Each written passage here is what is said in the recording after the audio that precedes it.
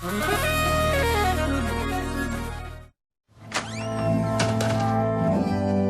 onsdagar visar tvåan Framtidens filmmakare.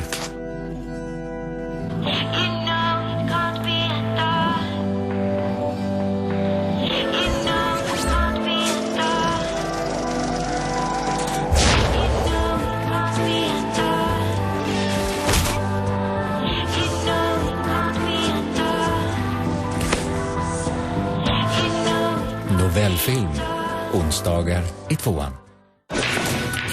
I haven't been the same since I met Sugar. The girl I'm sexually obsessed with. 15 lesbisk, kär och kåt. Such a fucking virgin.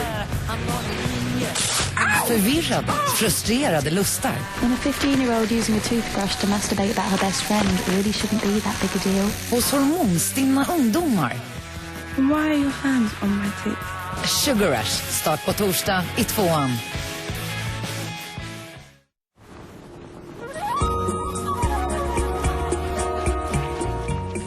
Det är dags att bestämma sig. Erkänna allt eller städa upp. Om en halvtimme är det dags för det sista avsnittet av The Wire. Nu ska musikbyrån ta oss med till countryns Mecka, där allt inte är som det har varit.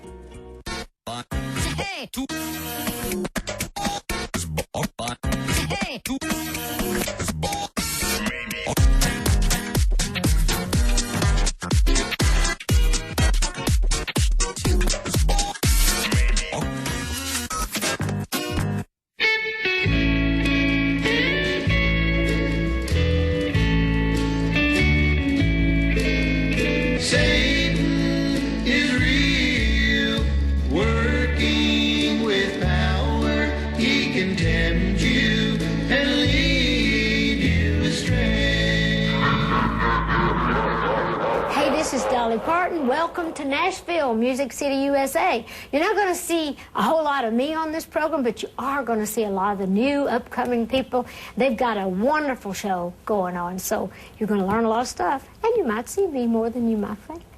Well, the Grand Ole Opry ain't so grand anymore. Well, they've gone fucked off Hank Williams and they don't give a shit before. If you're a musician, a songwriter, or if you work in the business, Nashville has its own way of doing things. If you're going to make it as a country star, you got to go to Nashville. Det er med god grund, at Nashville går under navnet Music City.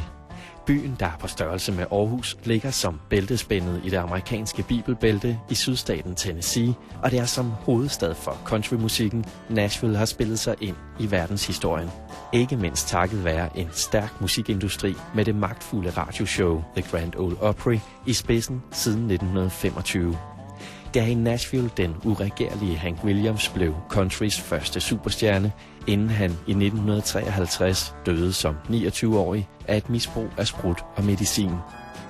Men inden Hank Williams død, nåede han at sprede sine gener. Og Williams arvtagere er bestemt ikke tilfredse med den kommercialisering og poppet renskurethed, der siden har præget countryen for Nashville. Nashville is taken country music and they've slandered it. A good example would be Garth Brooks. Look at, he used to work down on Music Row.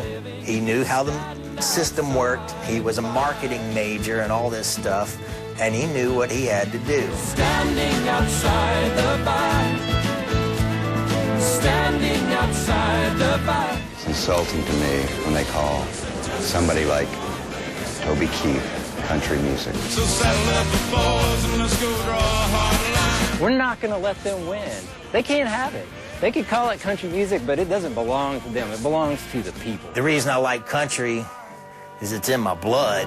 Why can't I free your doubtful mind and melt your cold, I keep the ends out for the tie that binds, because you're mine. I walk the line. Jolene, Jolene, Jolene. Dolly Parton's a great singer. She's referred to as, you know, being a legacy act. If you bought the newest Dolly Parton record, it's probably pretty good.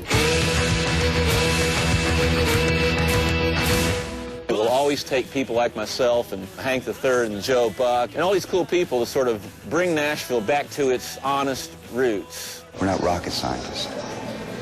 We're just simple people. Music City's dead. It ain't what it seems. No.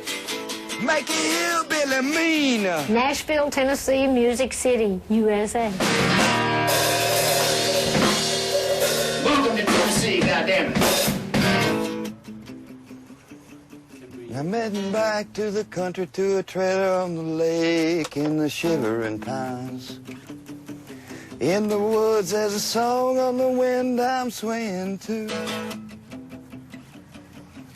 And moonlight drips like rays of smoke on a raging fire. I'm leaving innocence lost in the city of the country star. I loaded my truck. I'm driving out of the city. I'm driving out of this city, driving out of this town, driven out of my mind. Music City's dead. The whole reason I wrote that Music City's Dead song was because it was so funny.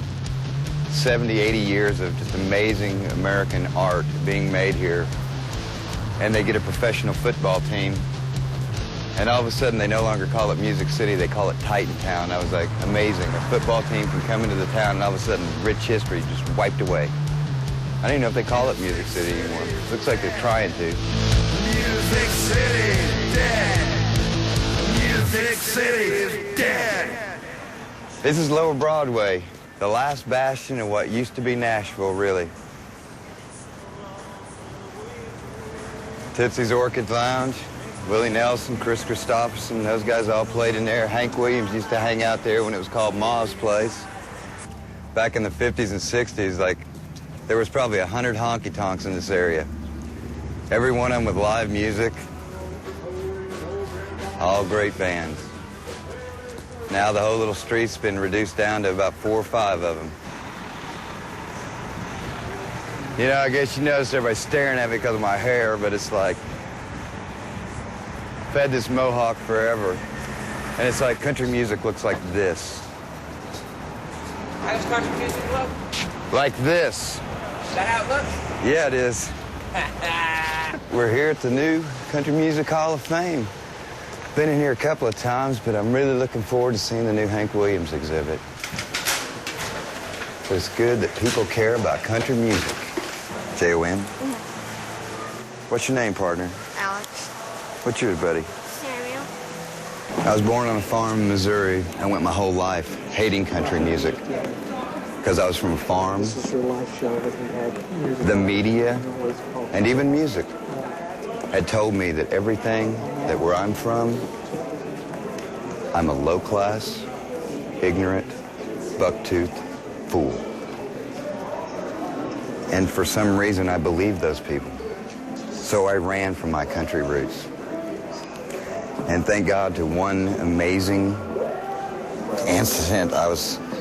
When I left home about 17, I just fell into drugs and alcohol and punk rock music and rock and roll.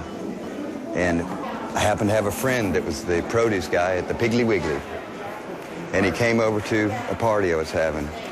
And he was like, I don't like none of that crap you all play at your parties because I brought you some real music. And he had the 40 greatest hits of Hank Williams. I was 21 years old. When he put that in, I'm getting chills on the back of it thinking about right now. When he put that in, it was the music I had heard all my life, but never heard. That's Hank III's suit. I said that would be in the Country Music Hall of Fame someday. My God, his boots are in there. Is that right? You know. When we were younger, we were around each other a good bit. As we've gotten older. Every show I've ever played with him, he wore those. There's a man right there. I owe so much to that young man right there. I never dreamed in a million years that I would ever get to play the Grand Ole Opry. And for this once drunk junkie